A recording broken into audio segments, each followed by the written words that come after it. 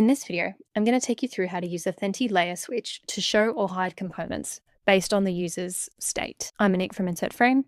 Let's go. So the Thenty layer switch is used on pages that are the same, but the content is locked until the user either purchases it or purchases a membership. So I've already got this set up here to have a look at. On the page, you need to place the Thenty layer switch component.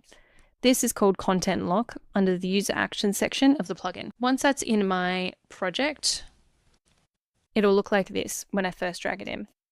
As you can see on the side here, we've got a locked option and an unlocked option. Off the canvas, this is where I set up my content.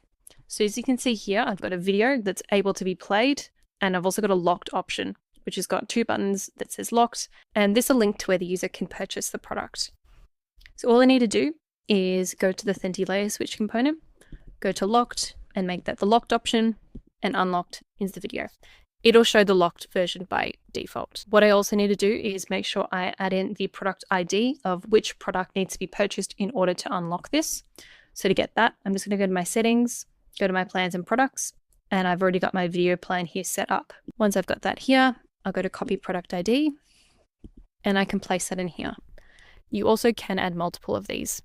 And that's how you set up the Thenty layer switch from scratch. If you don't want to create this from scratch, we've also got some handy blocks to help you out here. So under blocks on the main page, you'll see different components here that can help you start this off. So things such as the gated content modal or the locked product card can be just dragged in to the project, and you can set it up through here. If you click on this and hit unlink and replace all, you'll be able to see this set up here. So this is the Thenty layer switch component, and these are the different states as well. So you can also have this here while it's all set up for you. There's quite a lot of blocks in here, so you can pick and choose which ones suit your use case.